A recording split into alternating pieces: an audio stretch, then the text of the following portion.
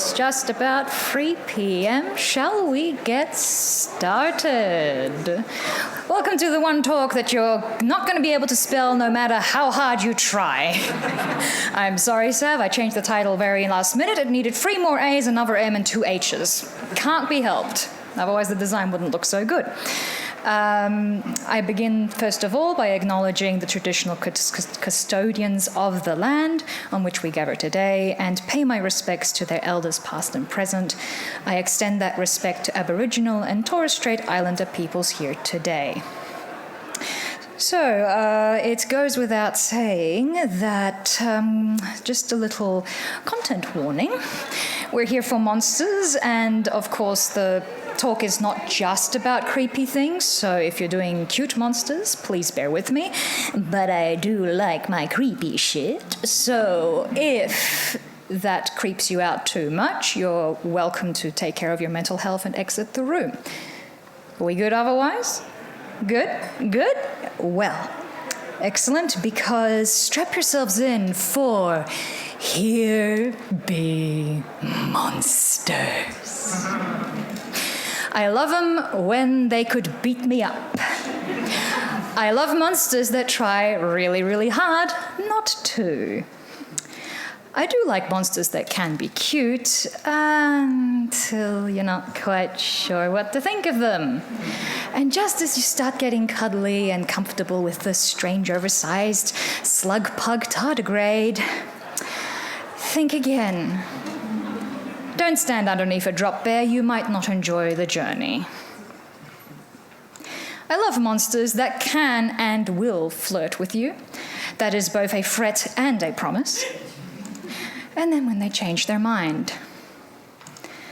Hi everyone, I'm Jennifer Reuter, and I'm a freelancing concept artist and illustrator that has been working the last 5 to 6 years for independent productions, creating works for them to pitch to funding bodies and so forth. And a core facet of my design practice and process is that I treat pre-production a little bit like post-production by looking at the market where they want to sell in and making decisions very early on what expectations we're meant to fill, but then subverting them on purpose. Before we get into the nitty-gritty, I'd like to make a differentiation, for the sake of this talk, between what I consider to be a monster and what is a creature design. Whether this is an industry-wide acceptable thing, I don't know, but let's frame it. A monster, in order to be believable for us as an audience, generally abides by its own rules. A creature, on the other hand, will appear to abide by reality's rules. Now, this isn't mutually exclusive. There is a lot of overlap between them. And the reason I say appear to abide by reality's rules is because, for example, a dragon, which is often a creature design, its wings are not nearly long enough most of the time to lift that much mass, but it's big enough that it is believable enough. And so what I'll be talking about for the most part is the monster side of things, more symbolic meaning of monsters. Although creatures do benefit from starting conceptually and then reeling things in with more reality as we go along. And you'll see soon why. Now, back in the day, in early games, the technological restrictions forced designs to be more iconic because we had to recognize them in-game while we were playing, but also understand what they were about. These examples are from the very first Quake. Maybe you have played it, you've been around long enough, but if not, that's okay. And you might be thinking, come on, Jen, these designs had an advantage at the time because it was so early in the games industry. You wouldn't be able to get away with this now. But the reason why these designs still feel and work really well when you play the game is not just because the silhouettes were simple. Silhouettes function like the blurb of a book. Anybody who may be a writer here or knows a writer will tell you that you can't write a blurb until you've written the book. It just doesn't work that way. And the same way, what makes these designs really stick is that their concepts, what they meant, also had to be really concise. So this is a floating cobra snake with a torso and head of a person, almost. This is a praying mantis monkey that launches itself at you and one hit KOs you if you don't get the fuck out of the way. This is a chainsaw grenade launching asshole. This is a spider which tosses seeking star missiles that you can't dodge. And this is an abominable snowman that shoots lightning and has no eyes. For a Lovecraftian dark magic setting, these monsters are surreal. There's something slightly off about them. This talk is going to be largely conceptually based. I know you're all skilled artists, and even when you're not quite sure how to design something or make something look good, there are so many resources out there for better design, better techniques and colors. But what we don't often have to work with is nearly as many tools to triage. Is an idea behind the visual design strong enough? So one of my favorite tools that builds up a very strong backbone to what I do is the uncanny valley. I revisit this concept a million times, so let's make it 1,000,001 today.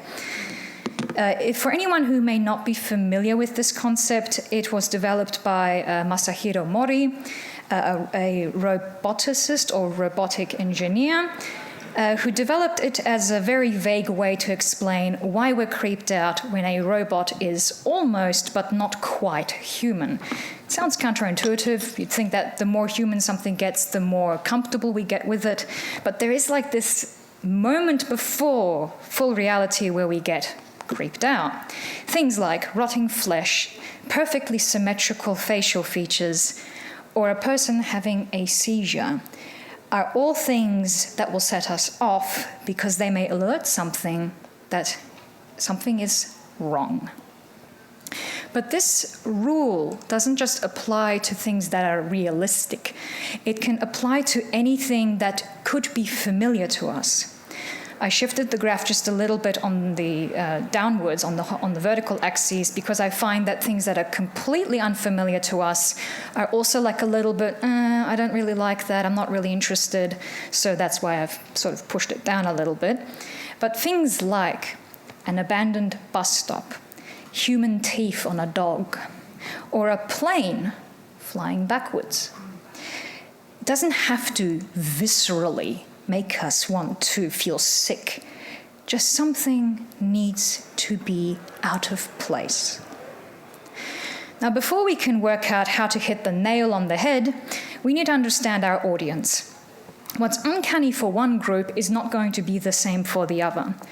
For example, when I was with a writing workshop, I had one of the other writers called Brighton Mutambeni was working on a thriller that was set in Zimbabwe, and it involved dark magic. And what was interesting was that we had to have a discussion in the feedback session of like who's the intended audience, because for people from his culture, just the fact of dark magic being involved was already scary enough.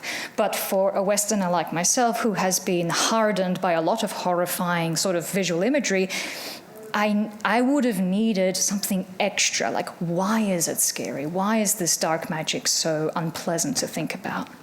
It's the same reason why I can show you a whole ass horde of zombies and you're not going to run out of the room scared. We're so familiar with them conceptually that ironically, the traditional uncanny valley of feeling disgusted doesn't always work. We actually have to convince people to be disgusted again. How annoying is that? So this is how we do it. We metaphorically map out what's familiar to our audience. For this particular example, I used the very first Doom as a very rough approximation. I'm not saying that these were what actually inspired the game, just to like give an example of how you think about things contextually. You can split up these scales of measurement by different categories. They can be anything: history, symbolism, objects, animals, designs, game mechanics, whatever is relevant, and whatever you want to play with. You don't need to subvert all of these ideas, otherwise we're going to run into a few problems later down the track, which I'll talk about later. But knowing where these are at means you can start playing with them.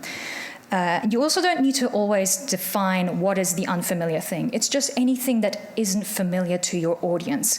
As an example, I left the market pretty blank because people who might have been familiar with RPG and action games at the time, what is unfamiliar to them in terms of what they're interested in? Card games? Anything really can work. So once you know what is familiar to your audience, that's when you have to start inserting something new, something to surprise them. But what does that mean? What is new? So here's another thing that I learned from a really cool podcast called Writing Excuses. And if any of you are writers here, I highly recommend reading them. They have golden nuggets literally every single session. Is the extraordinary with the ordinary, and it's also known as familiar with the unfamiliar, combining these two things together. And the way that I approach it is a few different ways, which I'll give examples for. It's going the opposite, going sideways, going unrelated, and version 2, where you combine two unrelated ordinary things together. As an example, if we're going to do the opposite, Minecraft is known for having some pretty awesome atmospheric work despite being made of pretty much just blocks, and I think the monster designs work on their own. But if you really wanted to twist this and make it even scarier, the next scariest thing isn't a big blocky tank square, it's going to be, guess what? A sphere. Going sideways is when you do something that's related, but maybe not necessarily a direct opposite of the main theme. Undertale is full of wonderful monsters that are strange combinations, so I just picked one of them. But let's say, for example, with this one, the sclera of the eye of the head, right now, when this is animated, it is both an eye, but the sclera become white teeth. And so we're sort of going, what is similar to white, the white of the sclera? Ooh, teeth. And because of that, this is actually the best thing about body horror, is twisting the expectation that way. And another way of going is to go completely unrelated. And I'll stick to this one as an example again, because in the context of the game itself, this monster is a combination of multiple monsters. So within the game, it is creepy. But even outside of the context of the game itself, the way that the body animates is like this gooey, chewing gum sort of movement. And at the same time, it's the body of a bird. Chewing gum, body of a bird, nothing to do with each other. But combined together, ooh, you start to get a bit creeped out. And another example of this sort of combining unfamiliar things that have nothing to do with each other, the setting of this film, Shape of Water, is like a secret agency that has things to hide. And then what do they put in? A fish. Again, why would you associate secret agents with fish? Man, of course, but like, if we really break it down, that's what it is at the end of the day. Now, this is all, I'm going to have to skip this one. I have a few too many examples, but we're going to start running into a few little problems along the way, as in, sometimes when you do opposites too often, it's going to start turning into its own cliche when done too frequently. And if you combine something extraordinary with ordinary too much, the combination itself also becomes too familiar, like the zombie situation. But then if you try to combine something unfamiliar with this stuff to try and liven it up again, you might just confuse people. And then did you know that when you do ordinary and ordinary, it kind of becomes extraordinary? So doesn't that mean that we have to put something ordinary on top of it, like a freaking... That's the R in the title. This is not as simple as we thought to begin with, so we need a tool. So I put something together and I literally almost resorted to algebra to try and work something out that is functional. But thankfully, we're not going quite so far. I'm not going to throw you in the uncanny valley of maths just yet. And no, this is not Neo getting excited for lunch, okay? So I built up this handy little thing as a matrix, as a way to combine ideas that is more useful than just looking at an arbitrary graph and going, I guess we're somewhere here. So to briefly explain how it works is that, first of all, there is a difference between what's familiar and what is ordinary. Familiar things are things that we've seen often. In contrast, things are things that are unfamiliar, we haven't seen as often. Maybe we don't understand it so well, or maybe we don't even like it. And in reverse, familiar things can be things that we like as an audience, right? Ordinary things are how, like, I don't want to say realistic per se, but things that sort of exist in reality, humdrum, everyday things. And extraordinary things are things that are ridiculous, marvelous, out of this world and unreal. When you start combining them together, you end up discovering that, you know, a familiar, extraordinary thing is a fairy tale. It's something amazing, but we've heard it a lot already. Whereas an unfamiliar, ordinary thing is like, yes, it's part of our real world, but people haven't heard about it very much, versus something that's familiar and ordinary, which is like, you see it every day, right? Cars and planes going backwards. Generally, we want to combine things across the row or diagonally. These become combinations that really create like a sense of a spark to it. Conversely, if we end up combining things vertically, we might run up into two camps of problems. One which is way too unfamiliar. We get like the extreme end of the unfamiliar scale, where it's like we don't care and we don't know what's going on. Or you can end up in the cliche box, which is when things start to get too cheesy. And all of these boxes, when you start filling them in, they are all in the context of what your audience knows. So you might end up having more than one of these filled in for different audiences or testing out different things. Because what's familiar to one won't be for another. So let's return to Quake again, to the most wonderful monster of them all, as a very basic breakdown of what the monster is about. If they had combined just this hydrothermal worm at the top with the concept of Cthulhu, not octopus, I mean like concept of Cthulhu, the unexplainable, unknowable dark magic from beyond, we would have ended up with a super insect, and unfortunately most people don't like insects, so would have been repulsed and not interested. Conversely, if we had combined just the lightning together with the abominable snowman, can you kind of picture like a game or a book title that says, Abominable Snowman is back, now with powers, ha ha ha ha! Like, your lightning and your abominable snowman might not quite hit the chord. So what do? You start combining them, many different elements together. The fact that this is a recognizable silhouette of something that is like a snowman or a snow bear, but then you have the visual aesthetic of like this insectoid thing, but the body isn't insectoid, and then its powers are somewhat different. And it sounds like none of this should fit together, but the Cthulhu part does bring it together because it's an otherworldly thing. And another side thing of note, like I obviously just put the final design to overlap everything. You may find that you combine things individually row by row and then combine them together with each other. You can play around with it how you'd like, really.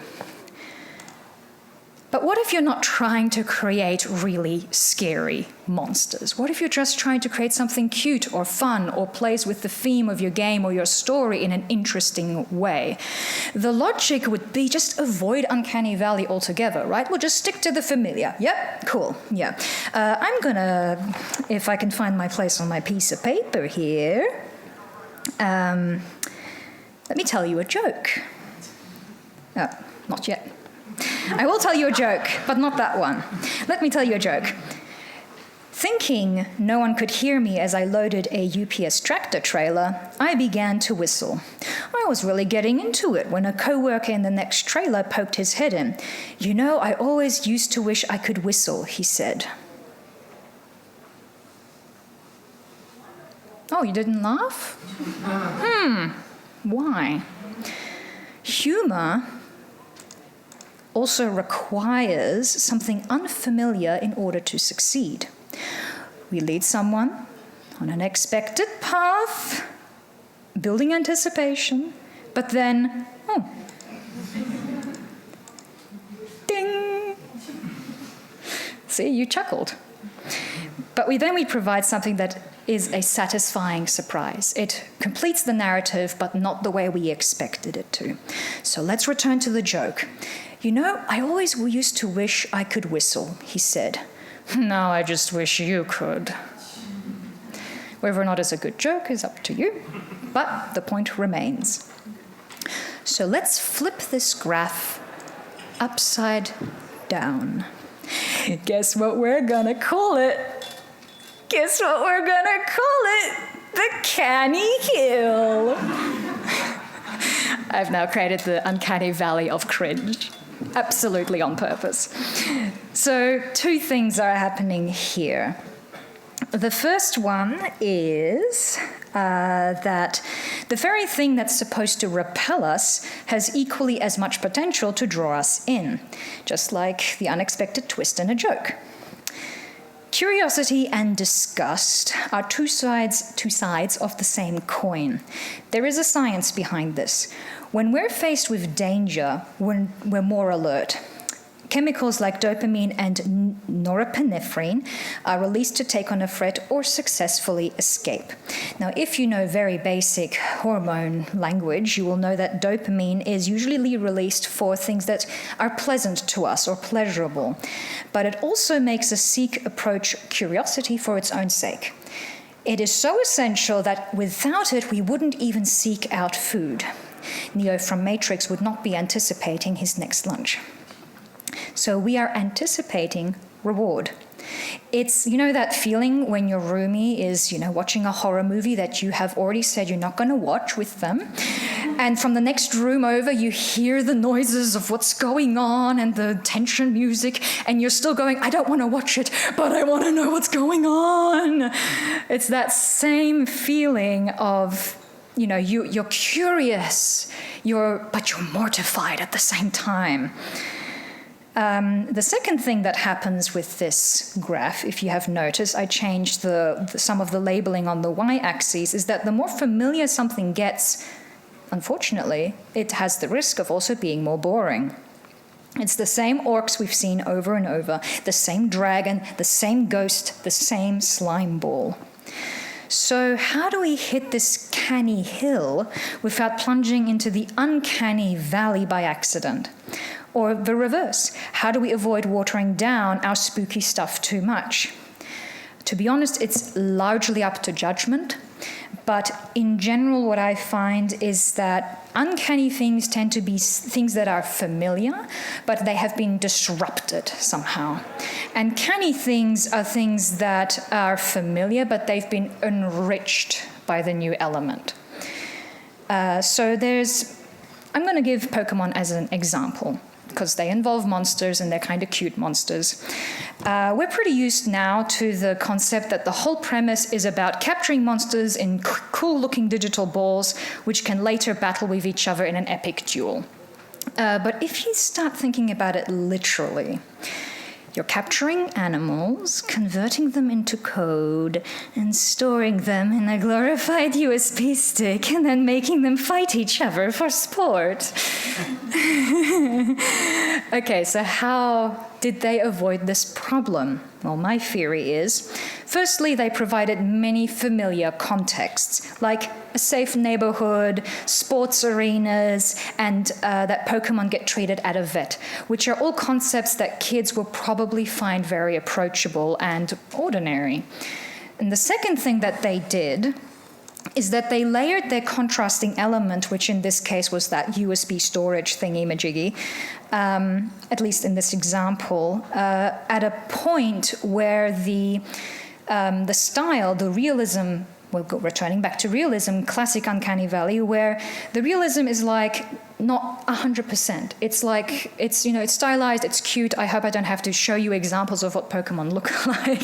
I am assuming that you are familiar with that already. So where was I at? So yeah, putting it in a stylistic position where they didn't go full realism. Can you imagine that this Pokemon film came out 20 years ago? It wouldn't have floated because the familiarity with the setting would not have existed. This was already eerie for us, but in a kind of amusing way. Back then it would have been like, oh, okay. So what we're effectively doing is we're layering our different scales, like interference, interference audio. We want to amplify the parts that we want to be stronger, and then the things that we want to sort of soften, we cancel out as best as we can. And what this might look like a little bit conceptually is to create maximum curiosity, layer your new thing on a familiar scale where things are feeling pretty safe and familiar, but not 100%, and to create maximum uncanny, which is the second graph, layer your new thing right when things start to get boring, right? And at the end of the day, if you are balancing things out, so making something that is too boring more uncanny, or making something that's too uncanny, if you're just trying to level things out, what I mean is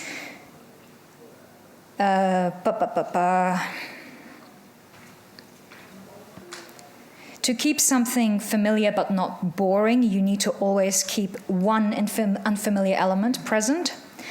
And if you want to make things more uncanny, you need to always have one familiar thing to anchor it. Otherwise, it just gets too scary. Or not too scary, it just gets too unfamiliar. So it's time for some examples. And I realized as I put these examples together that they're all about monster romance. So I'm not sorry at all. You came here and you're getting what you came for. So I was starting on a little project, fan-based, of course, based on that monster on the very right-hand side from Classic Doom. It was a very old concept, and I thought this was a cute idea back in the time. Maybe I can do something with it today. And to begin with, the concept is obviously just it's just a fan iteration of the monster itself. But as I worked on the project, I wanted to depart from this original design. I wanted to make it more my own. And so this design is like, it is getting away from that old stuff, but it's still like a little too much, like someone will look at this and go, yeah, that's kind of like Doom. Okay, cool. And I wanted to go one step further. I wanted to create my own monsters that were modular and that integrated technology into their bodies in a more visceral way, because it's possible for them to do so, and not so much because of experimentation happening. And the first iteration, look at the poor guy. He's not just sad now, he's uncomfortable. Why? Because his body doesn't know whether to be a horrifying monster or Terminator 5. What's happening is we're doubling up on the one field, which is the familiar extraordinary, the fairy tale. Too much fairy tale going on here. They're competing for attention. And even the modular abstract thing could not have balanced it out, because it's just too much blah going on. How do I fix this problem, which I like to call trying too hard? It's like when you're a teenager and you're going, I'm going to create the most coolest monster. It's going to be a unicorn werewolf with wings. And I mean, there's nothing wrong with that. But it does create for us a bit of a cringe effect, because there's just too many things distracting each other and playing into a cliche. But even with this example, you can balance it out. I thought to myself, what does have unicorns and wolves a lot of the time? Family crests. So using this as an anchor point, as an unfamiliar, ordinary thing, so it's something in our reality, but we don't see it very often, you might end up with something like this. It's still fantastical, but it doesn't feel like a cliche of sorts. And this is what it looks like on the actual graph. Even though we have two competing fairy tales, the unfamiliar ordinary thing is distant enough that it balances it out. And then the wings too benefit from this overlap, because now I'm taking advantage of the frilly, flowery bits to create these abstracted wings.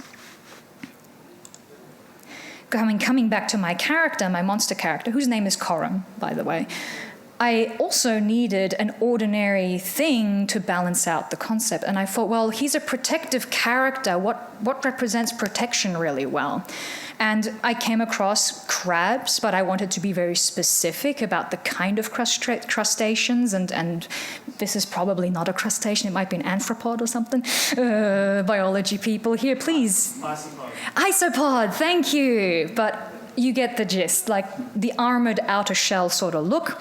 And when I brought that in, there we go. Now, even though I'm reusing elements from the previous design, it all is unified together. We can see that this character, somebody might look at that and still go like, I can see the Doom influence, but it's no longer from that game. It is my modular monster. And this is how it sort of comes together. If I had done unfamiliar and ordinary mixed with just the abstract stuff, so if I've done the isopod just with the abstract stuff, it would have become just a bizarre abstract entity that no one can relate to. So the fairy tales helped to also anchor that down. My next example is my poster boy for this talk, which I want to show you a bit more of the overall process for. I started this character design many, many years ago with the first mistake, starting with silhouettes. I started with silhouette work, and it looks cool, but it doesn't tell much of a story, does it? Like, each of these designs are interesting, but they've got nothing to say about the character. So then I started thinking, all right, I want this to be a beast, a monster, and what do I consider that to be for this particular story? I want it to be scary but beautiful, like a tiger. You know, it's amazing that we look at tigers and we think, oh, that's such a pretty creature, but you don't want to like hang out with it because it might claw your eyes out if you're not too careful with your behavior. And then I thought, but I don't want to do a cat or a classic beast or a bear, because again, these are familiar things, they're already expected. What could be scary but beautiful? Clearly, chicken is the best option. But I ran into this by accident. It's a Polish chicken. My game is set in my character and story is set in Poland. It is not a Polish breed for some reason, but I thought the joke, I can't dodge it. And when I decided to play with this idea, that's when the design started to really come together. Now, I don't get to talk about a lot of silhouette. Don't have much time for it. But again, what we're doing with silhouettes is when we're taking something familiar, we're adding something. Thank you, unfamiliar.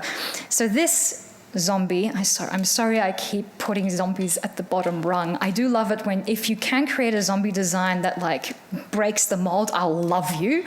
But this is too familiar. This is too expectable. Expectable? Yeah, let's go with that. But if you start adding some things and shapes that don't quite match what we usually see, the funniest thing for me with this design that makes it creepy for me is not the claws or the gun. It's that little bit of like not flowers, but like almost like flowers up here, and I'm like, It gives a delicateness to it. We're getting to the point of the talk where it's like every sentence is back to front. And so I think there are sort of two ways to go about creating interest in silhouettes other than the familiar and unfamiliar. One of them is that silhouettes should be legible, but they should be surprising. They should have some mystery to them. Here's another example where you think like, oh yeah, this is so cute. It's got like little Goldilocks and hang on a second. wait a second. Those aren't Goldilocks. Those are horns. So the silhouette is slightly misleading, which I find always adds more interest. So the character design I had many years to sort of refine, which you don't have the luxury of during game development or any project. But I learned over that time that the way to push a silhouette design once you have the core concept really working is to push the elements that feel strong about the character and lessen the elements that don't feel quite so significant or could contrast against those big things. You don't want everything to be like amazing, because then nothing is amazing, if you get what I mean. So with this character, I realized that I wanted his lower hooves to feel heavier, not just to ground his design, but because it gave a more of a diagonal direction to his body. But in order to create that effect, the legs themselves had to be quite thin. And I love that contrast between this big bulky guy and then these really thin legs. You're left wondering, is like, yeah, he can probably run really fast, but he's also going to trip over a lot, which makes for a funny mental image. And one of the ways that I develop the silhouette stuff is by testing the character design before it's finished. For a comic, that's obvious. I'm just going to be redrawing the character a bajillion times. In a game, it might be that you put like the test model inside the game itself, put it in different angles, different scenes and settings, just to see if it feels like the character belongs or the character reads well. And so in the end, this is more or less the grid that was him. I wanted this beast character, kind of like Beauty and the Beast, but I avoided the general cliches of what the monster should be by using the chicken. His clothing design is based again on Polish clothing from many hundreds of years ago called the kontusz. And funnily enough, the character became a mishmash between the beast and this bugger. I kind of knew there was going to be a lot of personality, but I wasn't sure if that was going to happen. And the reason why he is familiar and ordinary is because my audience that I'm aiming for, I am hoping, are the sort that love complicated characters that aren't like, here's the villain and here's the good guy, and more like an overlap of, you're not quite sure if they're good or bad, but you should hope they get better. And because of that, that's where he is, even though he is an unlikable character in most other contexts. And so this is where he is now. Another change that I made was to his tail. I needed more contrast between, all of this bravado up here, and his tail was too distracting before. So then, with all of these techniques, one thing becomes clear. Tropes are not the bad monsters. When you understand what's familiar to who you're trying to delight, you can give them a fresh angle, something unexpected. One problem that I struggled with for the longest time is that I thought to make a cool monster design or anything, it needed to be mind-boggling. But all that does is that it is alienating. And I know we love aliens, but that's not what I'm referring to. It doesn't have to be something mind-boggling. It just needs to be something that we can learn to care about. Or scare about. Now, do you want a download of that little funky little worksheet? Yes, so. You can grab the PDF if you head on to the left thing, QR code. It's supposed to also be a newsletter that I'm starting up, mostly intended for anyone who's running a project, who is directing a project, whether it's on your own or in a team, with advice like this for better creative design, but also for things like keeping the energy of your project going, how to collaborate with freelancers, and how to save energy on your project, because it's not just about making cool stuff, it's also about the long-term game. And usually I would only offer the red pill or the blue pill, like either you're on my professional newsletter or you get the monsters. But if you are really keen on my personal work and the subject matter of what I just presented, you're absolutely welcome to join in on the ridiculousness that is romantically monstrous comics and games. And yeah, that's it.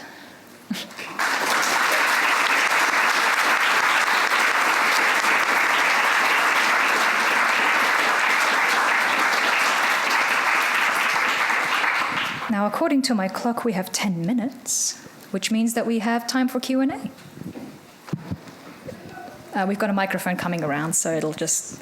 So we'll start down the front. Yes. And then move over. Sorry, who was holding... Oh. Just pass along the mic when you get there. Hello. Hi. So you spoke about how you did your initial design of your Doom character and how you looked at it and felt like it didn't look right or something was off. Do you have any advice on noticing what is wrong? And like, do you have like a checklist or something that you go through, or is it kind of just the vibe? Yeah, I do rely quite a lot on the vibe. Man, now I should have come up with like a list of tips for that. But it's a lot about the vibe of what you're trying to achieve. Will give you that, that direction in the design.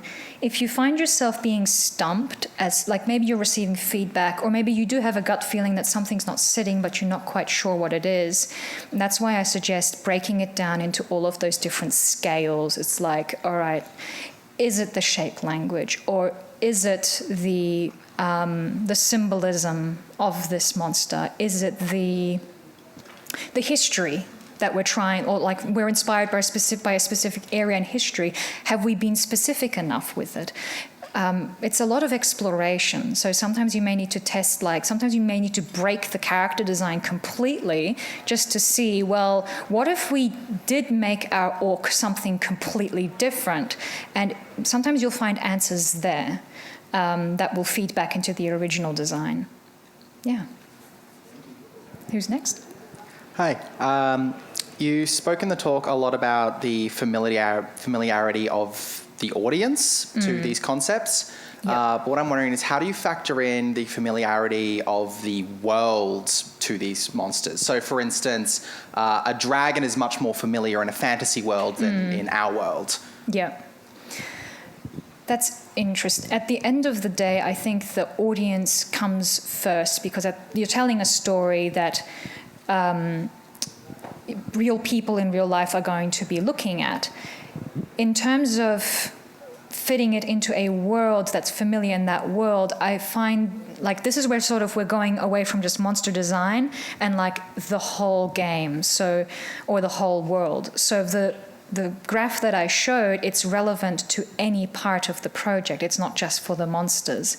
So how can I explain that? So let's say just Doom, because I know it.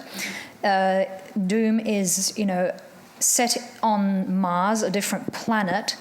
It's about, this alien space station, but the sort of twisty part to it isn't, like we already know about horror and science and all of that, but the twisty part is that the invaders are not aliens, they're demons. And so we have this entirely different context feeding into that, like the world building itself. And from that big picture, that's when the monsters spring up. So you may find that if you are building the world first and then the monsters follow some of those themes, you might just find that you're playing with specific components of those themes. Like the cyber demon is based on the rocket launcher, let's say. But it's playing off the theme of the mechanical merged with the demonic. Does that work? Yes. I think the only other aspect to that was when the monsters are actually unfamiliar to the world that they're in as well. Okay. In the instance of the Doom demon, being in a city. Yeah. On hell. Yeah. So just to repeat the question for the microphone, what happens when the monster is unfamiliar to its own setting? That's a tough question.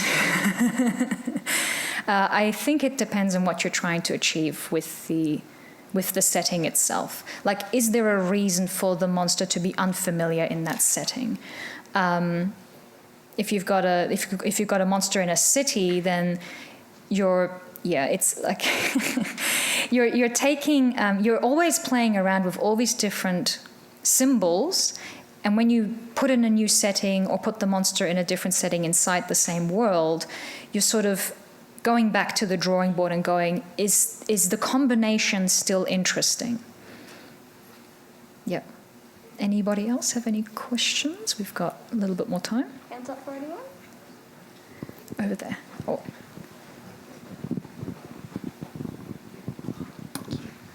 I'm just curious, speaking to when characters are too familiar, they become boring. How do you manage within yourself in a really long project where characters have to feel familiar to a universe, not letting yourself fall into being too familiar with the characters and keeping them interesting? Do you have a methodology around that? Like interesting for yourself as a creator? Yeah, so that they don't all start to feel the same over a long period of time.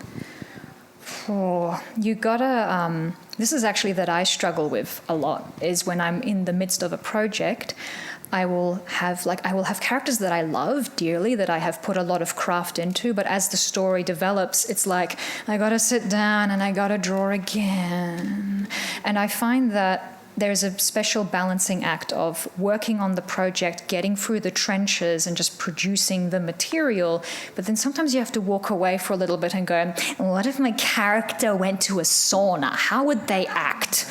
And like, I know this is maybe it's a perfect example, a monster going to a sauna. And like, what kind of monster would go to a sauna? Would it be a good idea for that monster? Would they implode?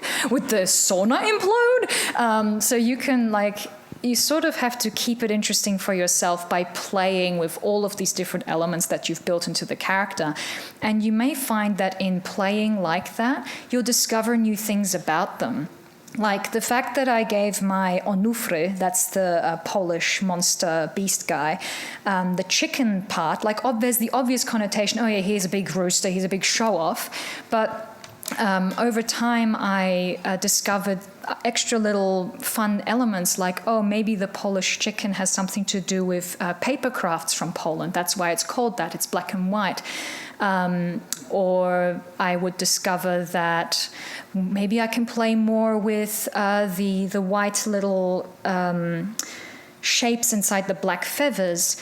What if when he gets really agitated, like really scary, they become eyes? Like, you can play with those concepts. Whether or not you actually use them in the end doesn't matter.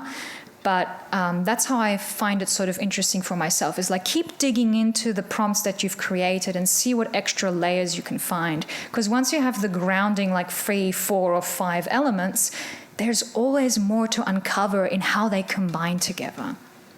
Yeah. Just 2 more questions? I think there was one over that side of the room. Sorry, can we pass them? Yeah. Hello. So, may we know that what is your main source of inspiration for creating something horror?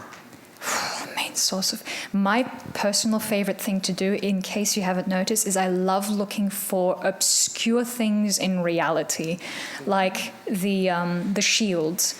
I love looking into science and biology and mathematics and like all of that stuff, because there will be weird stuff all the time. Like one of my other monster designs is based on organic machinery, which is there are a few specific insects where they have gears that link their limbs together, and they jump by very quickly ratcheting those gears. And I'm like, oh, that has so much potential. So my favorite inspiration is like obscure things, but they are real and nobody knows about them until you specifically pull it out and go, here you go. I don't think you knew what this is, and now you do. You're welcome. Yeah, so that's my main inspiration point a lot of the time. Do we have any final questions? One final question, perhaps? Or otherwise we'll wrap up. We shall wrap up then. Thank you very much for coming.